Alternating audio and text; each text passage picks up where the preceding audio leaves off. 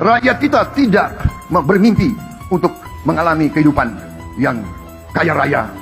Rakyat tidak bermimpi untuk menjadi kaya raya, cukup hidup seadanya. Dasmu, ya? Untuk apa rakyat kerja mati-matian? Untuk apa rakyat sekolah tinggi-tinggi kalau cuma untuk hidup apa adanya, untuk cukup makan? Itu dapat data dari mana? Rakyat yang sebelah mana? Hah? Rakyat yang mana? Menurut bisikan siapa? Bisikan buntet. Jadi, yang berhak bermimpi untuk menjadi hidup kaya raya itu hanya milik para penjemput, para pejabat, pemerintah. Ya. Sudah pada naik ini. Dolar naik, BBM naik, BPJS naik, beras naik, cabai naik, minyak goreng naik, telur naik, bawang merah naik, bawang putih naik, daging naik. Sementara gaji masih stagnan, pendapatan turun. Lu di mana sih, Wak? Sekalinya nongol cuma ngebacot nggak jelas. Woi, di mana? Woi, di mana? Jangan cuma ngebacot doang, ambil tindakan. Pak Wowo, nggak usah ngelantur lah Pak kalau ngomong ya.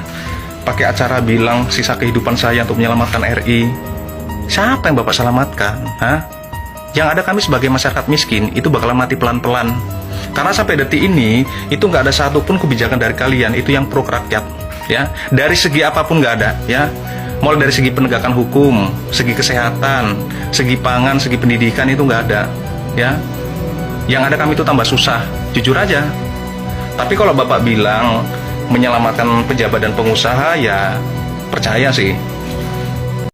Saya sudah putuskan bahasa Inggris, bahasa Arab, bahasa Mandarin, bahasa Jepang, bahasa Korea, Prancis,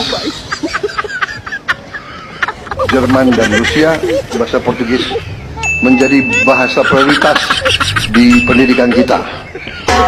Sebenarnya ada dendam apa Anda terhadap negara Republik Indonesia? Kau hamburkan uang 1 triliun per hari demi makan gratis. Dana pendidikan dikurangi hingga 40%. Lalu dana kesehatan juga dikurangi. 11 juta kartu BPJS dinonaktifkan. Pajak kendaraan naik 17%. Biaya hidup naik dan rakyat itu makin tercekik. Tapi kau sibuk mencari panggung global. Demi apa? Kau juga sangat reaksioner. Setiap kritik kau balas dengan pidato. Pidato lagi, pidato lagi. Kalau kau tidak mau dikritik, janganlah kau jadi presiden. Jadilah bos di perusahaan Anda sendiri. Negara ini bukan perusahaan. Anda hanyalah pengelola uang rakyat. Jadi jangan kau buat suka-suka kau. Pak Wowo, makasih Pak ya udah membawa Indonesia itu mendapatkan peringkat kedua negara termiskin di dunia setelah Zimbabwe. Ini padahal Bapak baru berapa tahun loh menjabat. Ini kayaknya Bapak kalau menjabat 5 tahun, pasti Indonesia itu bakal mendapatkan peringkat pertama. Pertahankan Pak ya prestasinya ya. Nanti kalau pidato di luar negeri jangan lupa ya diumumkan kepada negara-negara lain prestasi Bapak ini. Ini prestasi membanggakan loh ya.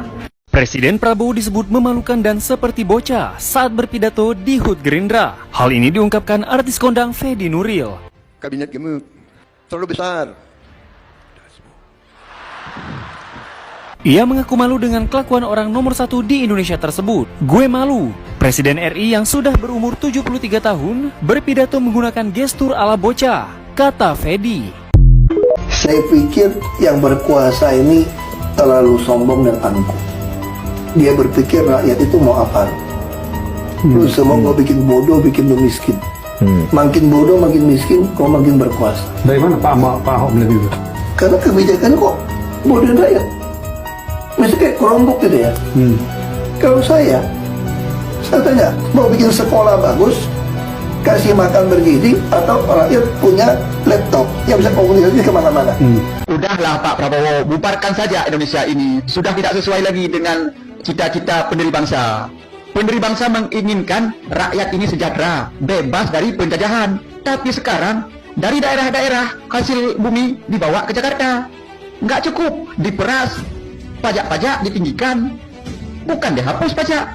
Kan nggak jauh beda dengan masa Belanda Pak. Sementara kita dulu mau merdeka dari Belanda. Udahlah Pak, daripada Pak Prabowo menanggung dosa terlalu besar. Udahlah Pak Prabowo.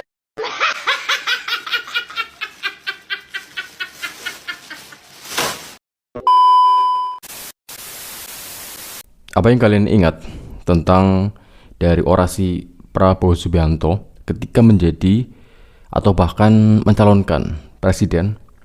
Tentu saja mungkin kita akan terkesima dengan pidato-pidato beliau, dengan dimana dia akan berjanji mensejahterakan masyarakat, ya, dengan dari kebijakan yang akan dilakukannya ketika menjadi presiden. Bagaimana dia berjanji akan menaikkan dari taraf hidup masyarakat, dengan memberikan sebuah kebijakan di mana dia akan menurunkan dari harga-harga sembako, kesehatan gratis, sekolah gratis, atau bahkan dari hal-hal yang tentunya akan mensejahterakan masyarakat. Tetapi yang terjadi dari pidato-pidatonya semakin kini malah semakin ngawur ya guys, dan bahkan dikritik oleh anak kecil dan bahkan oleh masyarakat umum yang sepertinya kayak dagelan politik. Dan seperti apa selanjutnya, yuk kita play. Itu mencelakakan bangsa dan negara. Jadi kelompok-kelompok ini sadar atau tidak sadar, saya yakin mereka dikendalikan oleh kekuatan asing. Yakin saya, dan saya punya bukti. Pertanyaan saya di sini, kalau kami itu disebut anti asing, tapi kok ternyata yang meneror kami juga nomornya nomor asing. Kontaknya bukan kontak Indonesia, bukan plus 62 tetapi plus 44. Justru Inggris Raya. Maka yang sebenarnya anti asing adalah kami, atau orang yang tersinggung dan menyuruh orang-orang ini untuk meneror kami. Kami BEM UGM memang berkomitmen untuk menahan lapar dan haus. Kami mending tidak melakukan program apapun ketimbang harus melakukan program dengan cara menjilat kaki kekuasaan. Kalau demo silakan, tapi mau bagaimana mau demo? Kamu 5.000 kali demo, tidak akan ada satu pabrik dibuka. Dan saya menghimbau mereka, hai warga negara Indonesia, apakah kau tidak kasihan sama rakyatmu?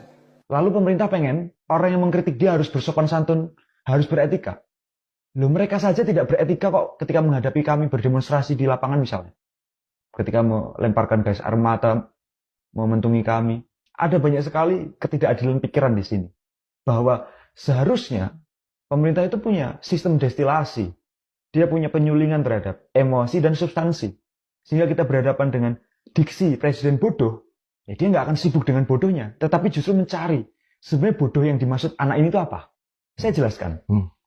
Pemerintah hari ini, rezim Prabowo Gibran, itu harus kita akui sebagai rezim yang bodoh. Rezim yang bodoh ini adalah rezim yang inkompeten. Dia tidak kompeten pada bidangnya.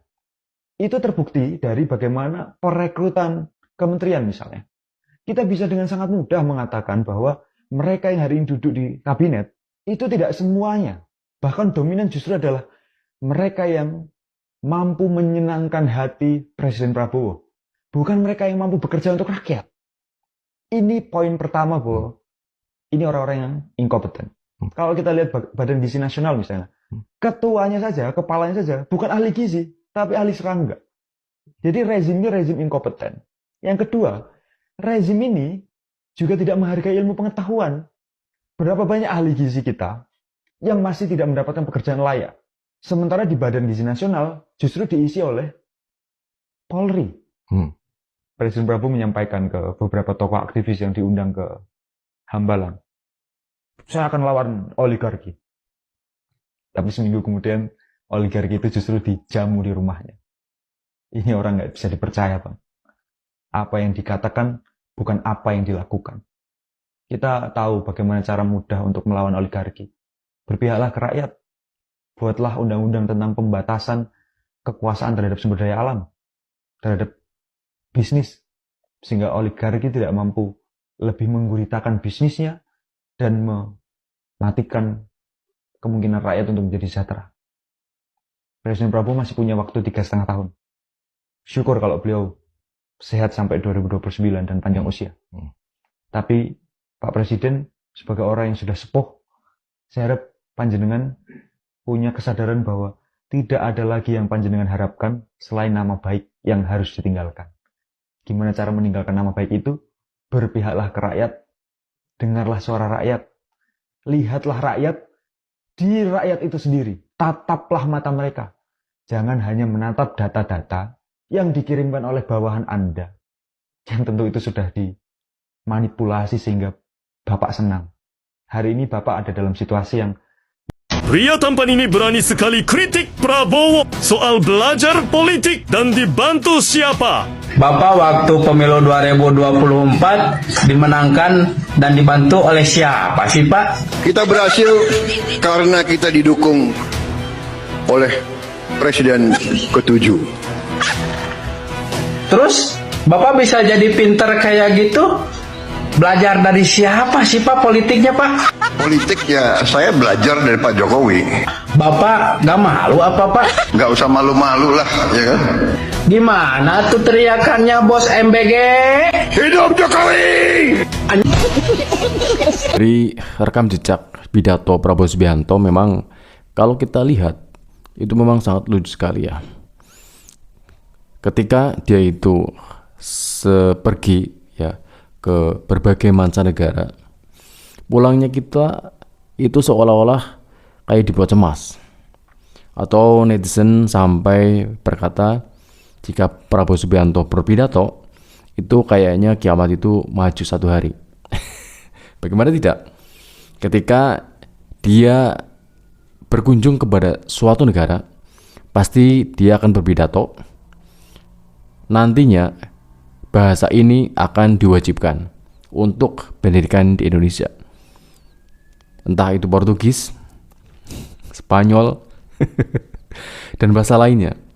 Terus jadi ini menjadi sebuah dari tingkah laku kocak seorang presiden yang seolah-olah ketika dia berbicara, dia itu tidak berpikir sama sekali.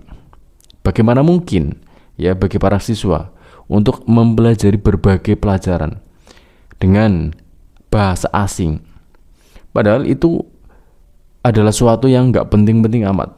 Oke, kalau dibilang penting, tetapi tidak seharusnya dirumuskan atau diadakan di sekolah ya. Mungkin kalau di sebuah LPK dan sebagainya mungkin akan lebih realistis. Jika mungkin ada orang yang ingin bekerja di suatu negara, baik itu Portugis dan negara lainnya, mungkin itu akan lebih logis. Tapi jika sekolah umum, itu sangat luas sekali. Atau bahkan kebijakannya sangat boleh dibilang tidak terukur atau tidak terpikirkan sama sekali. Misalnya gentengisasi gitu ya guys ya.